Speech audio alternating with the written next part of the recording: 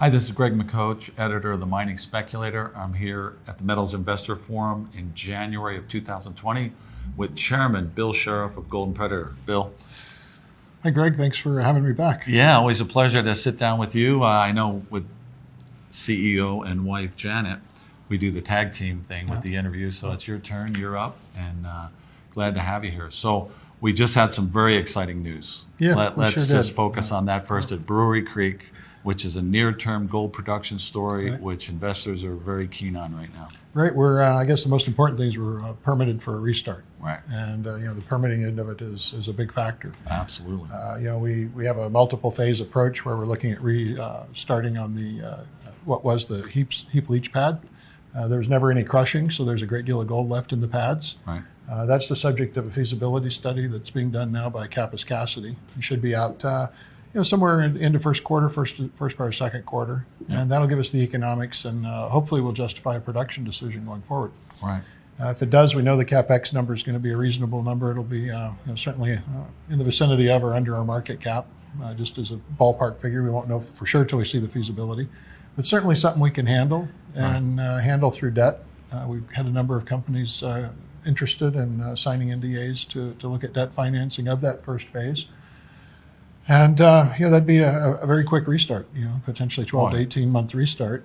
That's unusual, highly unusual in our industry. Well, it's overnight, but we've been working on it a decade, so it's not as quick as it appears. Right. But right now we're at that point of fruition and excitement. And the big news wasn't on that; it was on the continuing resource expansion there. And we'd done it this time with one modeler using a more conservative kriging estimate, which our engineers tell us is a lot more like a production-oriented resource model. Right. It's not an economic study, but it's the type that will give you a grade and tonnage that's more close to what you'll actually achieve in mining operations, should they prove viable. And what it did is it obviously dropped our grade about 18% on the indicated ounces. We're still, comfortably over 1.1 grams per ton, which for oxide open pit heap leach in a first world country is pretty unusual these days. And but it took us up. We had I think 55% increase in the indicated ounces, 78% increase in the inferred ounces. Big news, really. Yeah, we're comfortably over 1 million when you look at the whole picture. Yeah. And the interesting part of it is due to the new modeling part, they haven't looked at the whole thing on consolidating pits. So when we do our new estimate, that'll be coming up in April, May sometime. It also doesn't include the 2019 drill program, 177 holes. There'll be about a total of 200 holes over the years that were not in that resource calculation. Oh yeah, that's most of which was dedicated right along the reserve trend in between the pits. We're already starting to see the outline or the footprint of the mineralized areas coalesce. So that potentially the pits could we be have bigger. You don't have as fewer, many bigger pits. pits potentially, and of course that would have significant implications on any operations. And that's what our objective was with this year's drilling, and we're already starting to see the apparent effects of that just in the footprints of the mineralized cones on this initial resource study. Due to the slightly lower cutoff grades, we're still at a 0.45 or better on all the pit cutoff grades, which is compares quite favorably to most of the industry now. That's typically 0.25, 0.3, 0.35. Mm-hmm. So we still got room on that end. It's certainly not an aggressive resource estimate. It's a good solid resource estimate, but we did lose all of our all that resource estimates right along the reserve trend. Right. And it's all in the thrust-hosted bodies.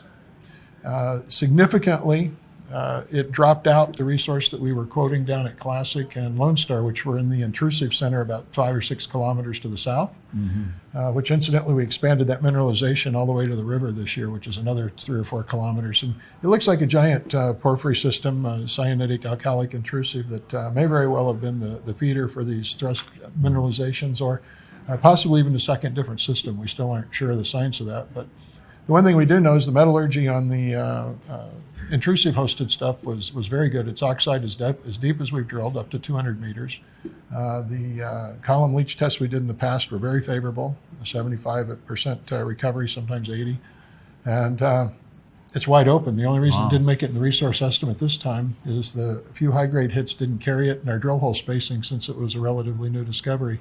wasn't close enough under the conservative modeling. So, yeah. with some infill there, we've got a huge target. Yeah, it's, you got several kilometers in diameter. Yeah, you could add quite a bit to the calculation. Well, I think it's time for me to get up there when the weather breaks, and I'll do a focus brief. When we get there. Sounds good. I think we'll really highlight that, because I think you've got, with this news, this is big news, and it is. What I'm seeing with the bigger investors, this is, the fund investors, this is what they want: low risk, production, revenue, near-term revenue. They're tired of drilling holes and keep writing checks without some revenue. And right. That's been sort of the focus of the company for the last year or two, even starting with 3 Aces, where we started on the bulk sampling, is to generate a bit of cash flow and show people that this isn't just a money sink where you just keep writing checks for exploration. We're going to do exploration, quality exploration. You can see the results in our building ounces, but with a clear focus on revenue. Right. No, this is exciting. It's the big investors are looking at this for sure, and so I think it's amazing the stock price is still where it's at. So it's a great value right now for anybody listening.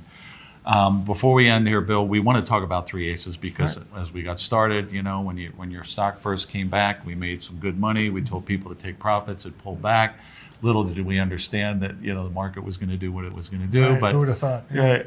But 3 Aces, it's still such an excellent story, and it really is. Right now we're getting no value for it at all. No, and it was certainly a big question when we changed 180 degrees in July to focus 100% on Brewery Creek. But when our licenses were re-acknowledged, and that short-term production on that big a deposit, it was a clear decision. That's the right decision. Yeah, absolutely. But it in no means makes us think less of 3 Aces. It's a beautiful system. We've got over 20 kilometers of strike length between 4 different veins. These orogenic veins go to great depth, in most orogenic systems.